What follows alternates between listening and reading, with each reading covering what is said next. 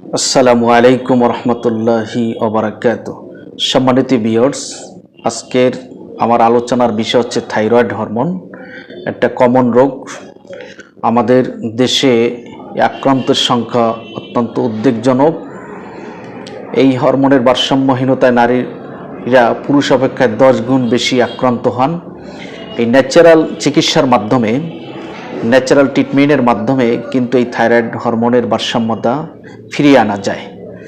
Conventional যে medicine রয়েছে এটা দীর্ঘদিন সেবন করতে হয়, কিন্তু প্রাকৃতিক উপায় ন্যাচারাল মেডিসিনের মাধ্যমে অল্প দিনের মধ্যেই আপনার এটাকে ভারসাম্য ফিরিয়ে আনা সম্ভব। থাইরয়েড হরমোনের অত্যাবশ্যকীয় কাজ, এর কাজ সম্পর্কে আমরা জানব।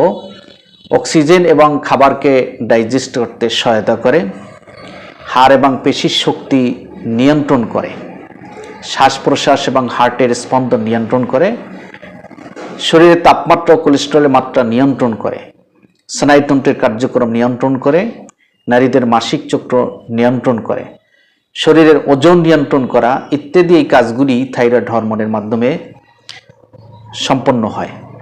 থাইরয়েড হরমোনের ভারসাম্যহীনতায় যে সকল সমস্যা দেখা দেয়, থাইরয়েড হরমোন কমে যাওয়ার ফলে যে সমস্যা দেখা যায় তাকে বলে হাইপোথাইরয়েডিজম। আবার বেড়ে গেলেও কিছু উপসর্গ দেখা দেয় যাকে বলে হাইপারথাইরয়েডিজম। হাইপোথাইরয়েডিজম সিমটম, এই সমস্যাগুলি হলে কি সমস্যা হতে পারে? ক্লান্তি এবং অবসাদ দেখা দিতে পারে, স্বাভাবিক তাপমাত্রায় ঠান্ডা অনুভূত হয়, চুল পড়ে যাওয়া, হার্টের সমস্যা দেখা দেয়, গলায় স্বর বসে যাওয়া, না খেয়ে থাকলেও শরীর ওজন বেড়ে যাওয়া, হাত পা কাঁপা, কোষ্ঠকাঠিন্য, পরবর্তীতে পাইলস এবং ফিস্টুলার মতো জটিল রোগ ধারণ করে, গলগণ্ড বা টনসিলাইটিস হওয়ার সম্ভাবনা থাকে যদি হাইপোথাইরয়েডিজম হয়। হাইপারথাইরয়েডিজমের কিছু লক্ষণ রয়েছে, যেমন স্বাভাবিক তাপমাত্রায় গরম অনুভূত হওয়া, রিপিট হার্টবিট, বুক ধরপড় করা এবং ঘন ঘন শ্বাস প্রশ্বাস, শরীরে শক্তি কমে যাওয়া, দিন দিন শরীর শুকিয়ে যাওয়া, নারীদের মাসিক চক্র অনিয়মিত হওয়া, ব্লাড কম বা বেশি যাওয়া, ডায়রিয়া উপসর্গ দেখা দেয় ইত্যাদি। থাইরয়েড হরমোনের আরও কিছু সমস্যা হলো জয়েন্ট পেইন এবং ঘুমের সমস্যা হয়।